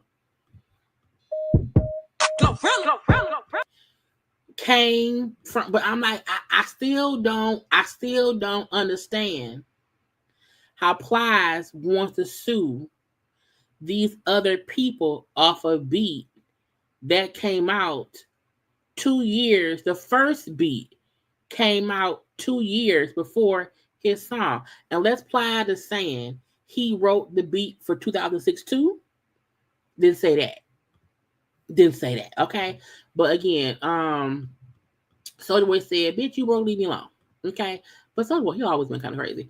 I'm gonna do a bit of Diddy thing, and then we're gonna do Ray J's interview. Oh, I gotta do Tyson. Tyson, look, Netflix, you ain't shit. Did anybody else watch the Tyson Jake Paul fight that was on Netflix last night? That took forever. Child, I'll be up late sometime, but I don't like being late for no reason. Tyson was fighting Jake Paul. Now Jake Paul won. I don't like Jake Paul. I don't know that man. I don't like that man. Okay. I don't like him at all. Jake Paul won, but solely because he's 20 something.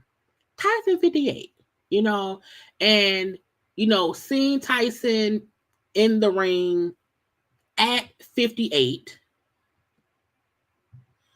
fighting someone, 30 years his junior. I seen people talk about how when Mike was practicing, he seemed more in it than he was in the ring. Some folks feeling as if Mike, wasn't trying to really win. He just wanted to, get in there. They did 8 2-minute rounds. They went the whole time or whatever. Netflix, count your days, because the whole time it was glitching. It was buffering. It was shutting down. I think the first round of Tyson and Jake, I missed the first round, and then it kept going in and out for the rest. When the 2 women fought, I almost missed the end. But I feel like Tyson at 58, making it to the end, him not giving up, him doing good, if you ask me.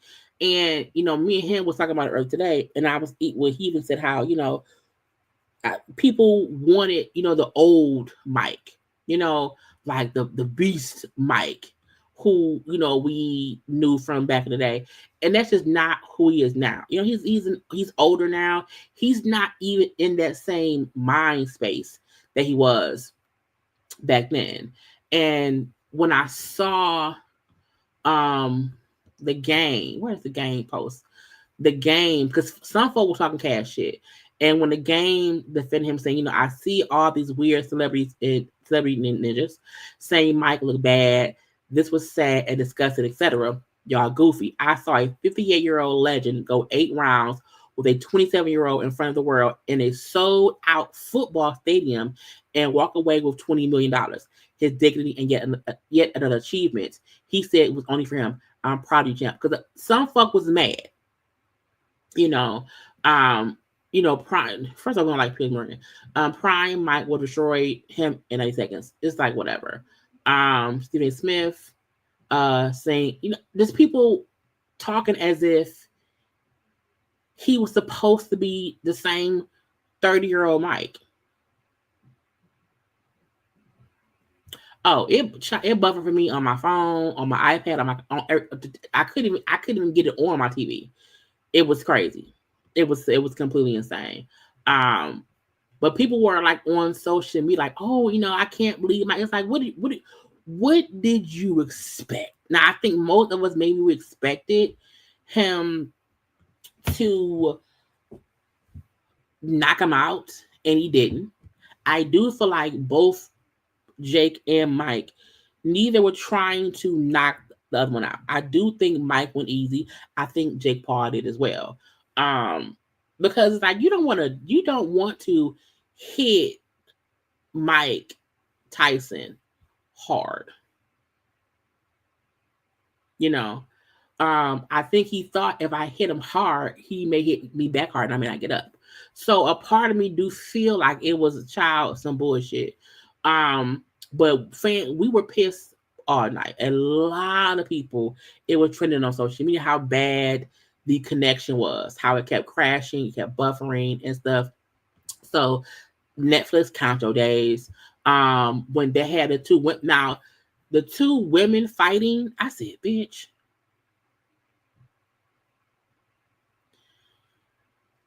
This was the best fight of the night. These 2 and them fighting, and then the cut on her forehead. I loved her manager coming out and saying the other girl was on some bullshit. The girl who won should not have won. The girl who won should not have won. Amanda should have won. Well, her manager said that lady had a big head, and she be using it. She be headbutting, and them pointing out that in most of her fights, she headbutt people, and folks have get customer headbutting, and she did that here. It was a bad cut, child. It was. I thought, well, it was. Oh Lord, it was bleeding everywhere.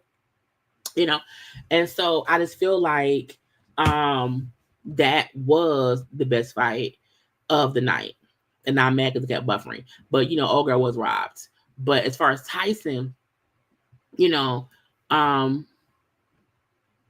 did I have it somewhere else? I just feel like no, because Tyson came on and said something, child. Where is it? Oh, it's still right here. Uh, Mike said this is one of the situations when you lost, but you still won. I'm grateful for last night. No regrets to get in the ring one last time. I almost died in June. Had 8 blood transfusions. Lost half my blood in 25 pounds in the hospital and had to fight to get healthy to fight, so I won. To have my children see me and stand toe to toe and finish 8 rounds with a talented fighter half my age in front of a packed Dallas Cowboy Stadium is an experience that no man has the right to ask for. Thank you. Meaning, bitch, I did it. And I'm like, to me, he didn't lose anything last night. I feel like he gained probably some respect because again, he's 58. He's 58.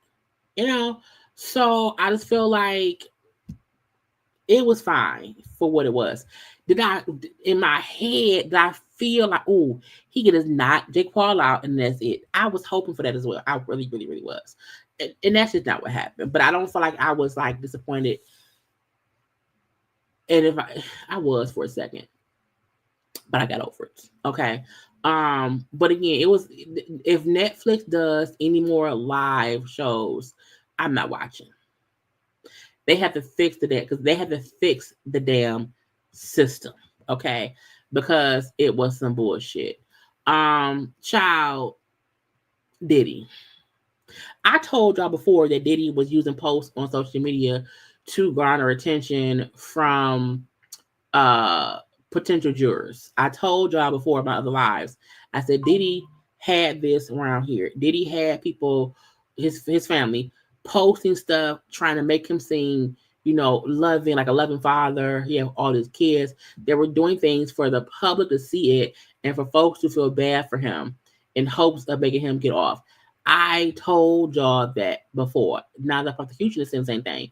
They're claiming that he is trying to use his kids, use social media, use the people around here to get him off. He wants to fight this in the court of public opinion and other courts. Also, how he's in jail using other inmates to get in contact with people, okay, and trying to influence witnesses. They brought up how he had called the Kalina girl against the Dawn website. I feel like this, I'm not surprised. I said before, we had never ever seen all of his kids sitting around. We've never seen a Diddy birthday salute from his kids when he was out. They never showed this at all. We barely saw the youngest daughter. So you want us to believe out the blue because he's in jail. You got all the kids and the baby girl singing happy birthday on a little live that y'all being post on social media. You then have the son say, hey, I'm going to take over my daddy's IG and I'm going to post all his good deeds. I was like, they're trying to get folk to be on his side with the fact that they're saying that he's in prison paying inmates to use their phone privileges to reach out to people that he can't reach out to himself. That Diddy is using the other inmates like pin code as if it's them. So if I'm inmate 123, Diddy's inmate 456, and then somebody else is inmate 789. Diddy is using 123 inmates and 789 inmates information on the phone to call folks, so it won't register as Diddy. Because when you dial the number, it say, hey, you have a call from Jackson Tyrone, and Jackson Tyrone is calling Kalina Harper of Dirty Money, and it's Diddy saying stuff. They found, if they said that he paid Kalina to make that post on IG. Again, this is when people kept on like, why can't he get out? He ain't gonna that's their point. That Diddy is trying to use his influence to get to people to have them not speak out. The fact that he's in prison allegedly, or jail, allegedly doing this is why they don't want him out. Because he's doing things when he's in jail. And what's so dumb is, did you think people would not realize what it meant when your kid said, I'm going to post on my daddy page and I'm going to post all the good things he did? For what? He's in jail right now. Leave it. For what? No one should be saying anything. Period. And a fan with his page. Let me go to Diddy's page. Is he still open? Diddy.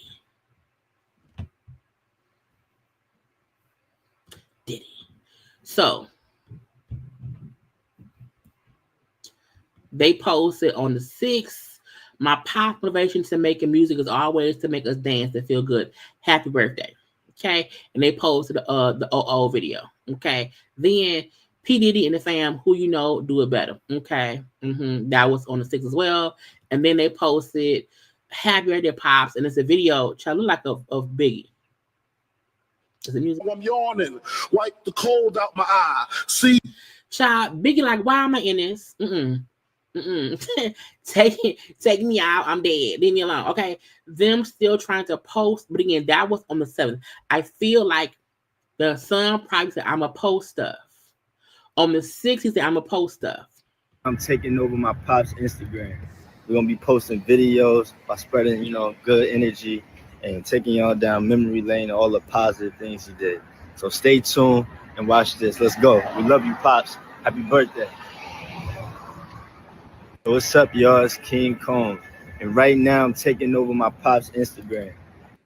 Sir, the fact that he made that post, they then posted 3 things, and since then, nothing. I'm assuming, okay, they probably said, Your Honor, they are trying to, intimidate, or they're trying to cover. Yes, they are. Because this was child. Say to Daddy, happy birthday to Daddy. Happy birthday. Keep going. Trying to edge the 1-year-old, or maybe she's 2. It's all for attention. It's all for the jury won't think we did it. And it's like, no, we don't care. We don't want to see it. Okay. It's all some bull stuff. It's fully some bull stuff. Let me take it off. I want to redo it. I just feel like Diddy wants people to act like we stupid. And we not stupid. We just not dumb at all. So in addition to that, not Christian, what's the boy name? Is it Quincy? Quincy posted a picture of himself. Where is it at? Quincy posted this picture of him and his mom because it was just Kim's birthday. And he posted this picture down at the bottom and said, here's a rare photograph with me, with my mom and my dad. I miss you every day. Now, folk were like, oh, he being shady. Because I'll be sure it's not seen. For years, I'll be sure was looked at as, an absentee father. Now, because of that, a lot of folks are, oh, shady, shady, shady. Shady, shady, shady. Now, people asking, hey, did he unblock you? Because folks are then asking, I'll be sure, did he unblock you? I'll be sure to say, the real question is, he's still following a man that abused his mom and knows it. Knows it very clear. Think about that when you're sitting at your desk at work on Monday trying to unravel this mystery in your mind. I feel like I'll be sure and Quincy will probably never be cool. I do feel like Quincy has a very much so an allegiance to Diddy. Now, Al right here is saying it wasn't Shay, his mom, or whatever. So his father took the picture. When I first saw the picture, I said, I think Quincy is saying his dad took the picture. So his dad was there. He ain't seen, but the dad took the picture. So he said it wasn't Shay. His father was the one taking the picture of him and Kim. That's just everyone being thirsty for more perceived drama. It's all for the internet. Wait for the Netflix thing that 50 doing. Child, I feel like I also kind of want Al Be Sure to stay out of it. I feel like, if Quincy has picked Diddy's side, let him be over there. But trying to argue about it on social media is stupid. I feel like if the fans are saying things, just stop. Just stop. Quincy has been around Diddy for so long, that's normal to him. That's his father figure. I don't think anything that Al Be Sure can say is going to make Quincy not still love and have affection for Diddy as his daddy. Only because that's who raised him. The same way Diddy's own kids who are his blood children, even though they see the same things we see and probably saw more, they still are supporting him. So if his own blood kids are staying stuck to him, stuck as kids, are staying stuck with our kids, Quincy is too, because that's all their dad. Those are his siblings. And he's used to it. He's completely used to it. So, it's going to be messy one way or the other. Now, Stevie J was talking about how, Diddy reacted to the video of him assaulting Cassie coming out. And because Stevie J is, everybody and mama is on this TMZ Diddy documentary that's on Tubi that I refuse to watch. But he said he was hurt that video came out. It crushed him because he was like, my daughters and my mama got to see this. And I'm like, yeah, and your friend got to see it too. I feel like Diddy was crushed. It came out because people saw it. I feel like you don't want like your kids or parents seeing like a sex video. I get it if oh my God, I don't want my mom and kids seeing me having sex. That's private. However, you beating someone up, no one should see that because it's horrific. You know what I'm saying? So, Diddy being, upset and hurt, and being crushed, it came out was because people saw him for what he was. People saw him for what some may not have ever known he was. And he could no longer hide behind this, light of the party persona. He felt exposed. But the same way I'm pretty sure Cassie felt when it came out. Because again, you doing the beating, she can beat. So to me, I don't even care how Diddy felt when it came out. He should have been exposed. Period. So him, my kids and my mom, it's like, but you did it. That was you. That wasn't a private, intimate moment that should not have been shown. That was you being a violent monster on one occasion, which lets us know you probably did it more than that one time.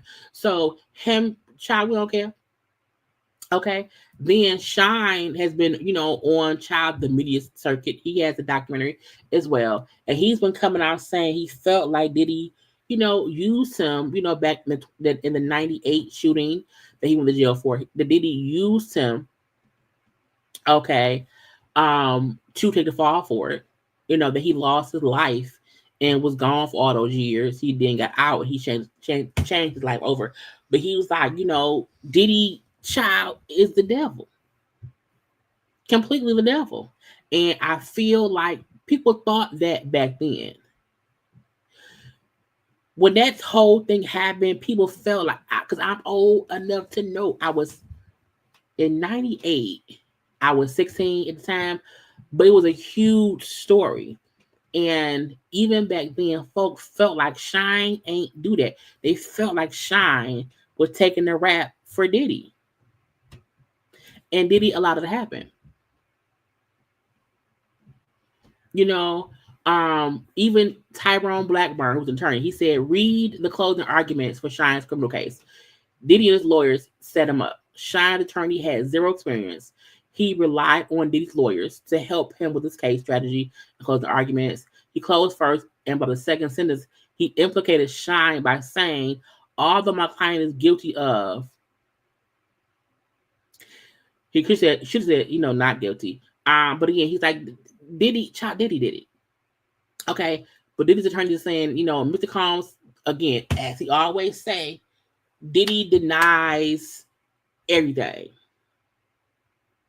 He denied the Kathy stuff until the video came out. And I feel like, we don't need anyone to know that. I think Shine at that time, back then, just didn't have the power to speak up, because back then the bigger story was Diddy getting off. Back then Shine just went to jail, went to prison. Shine went to prison the same way Biggie died. Something happened to two artists where one went to jail, one went to prison. So one went to jail, one died, and Diddy kept being Diddy. So I'm not surprised.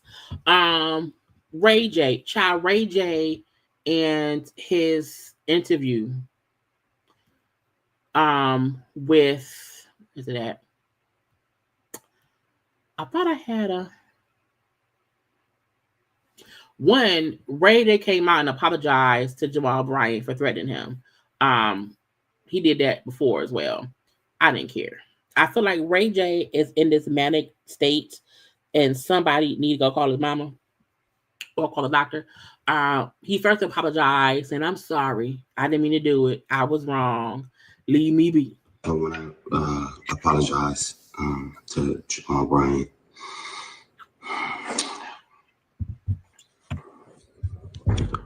It's not okay. I mean,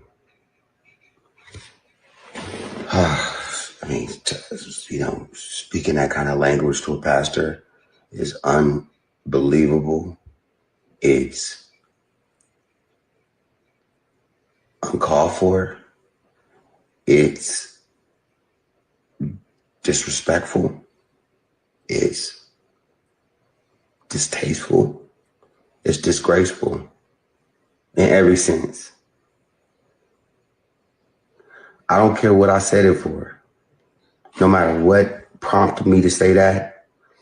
And Pastor Bryant knows some of the stuff that I was going through. I mean, I was going through it in the interview.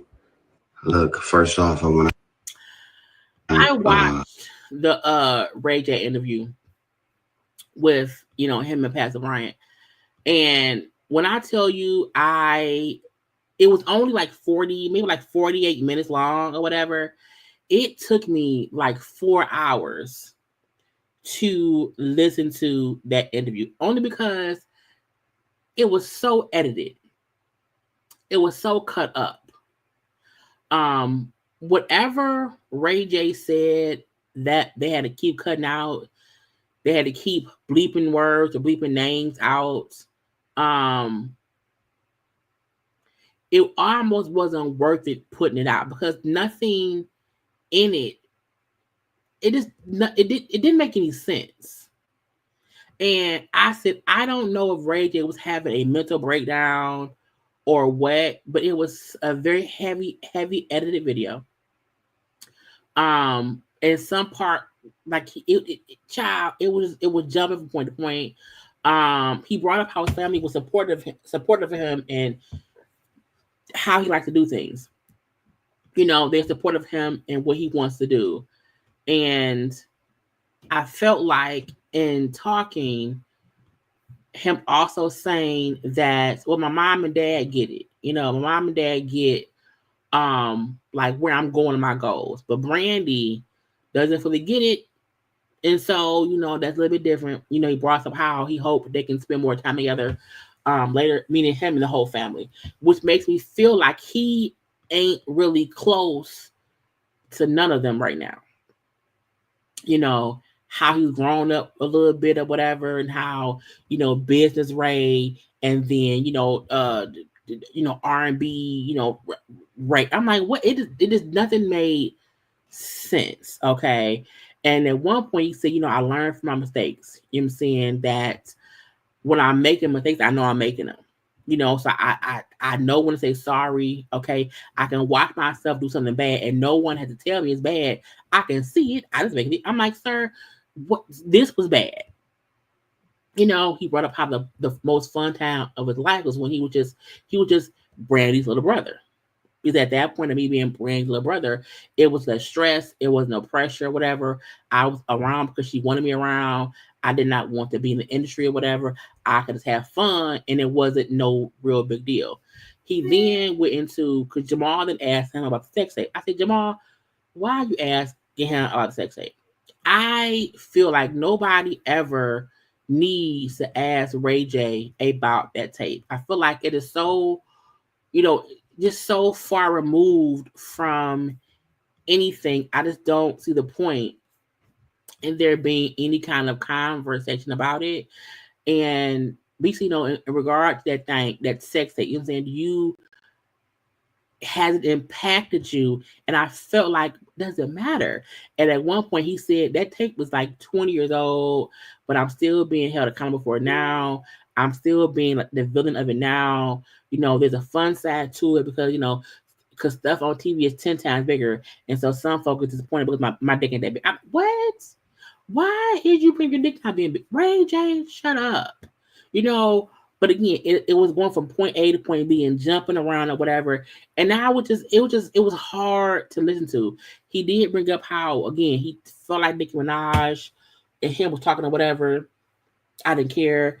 He brought up, now he did speak about how he at one point was suicidal and how he was like laying on the roof of a hotel and he wanted to die, but he didn't care either.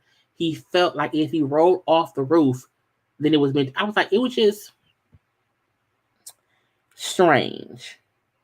And even him discussing like, what I feel like, you have the truth and then money. And how much money is worth it to not be truthful? Because if someone offers me 100 million, the truth don't matter. And I was like, it was child. So if you did not watch it, I almost feel like you didn't miss nothing.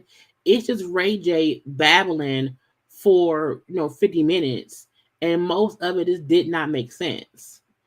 And I think it's because they kept cutting and cutting and cutting and cutting and cutting, and you can't keep cutting.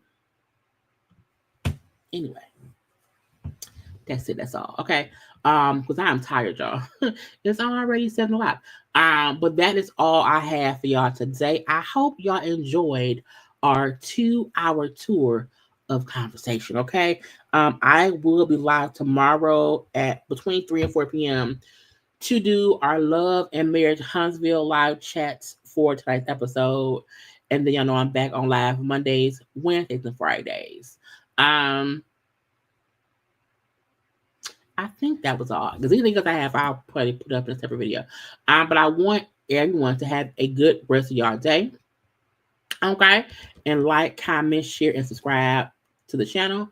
Y'all know to comment in the comment section. If you're rewatching, thank you. Like the video. And I will talk to y'all tomorrow for Love and Marriage Huntsville. And of course, Mondays, Wednesdays, and Fridays. Okay?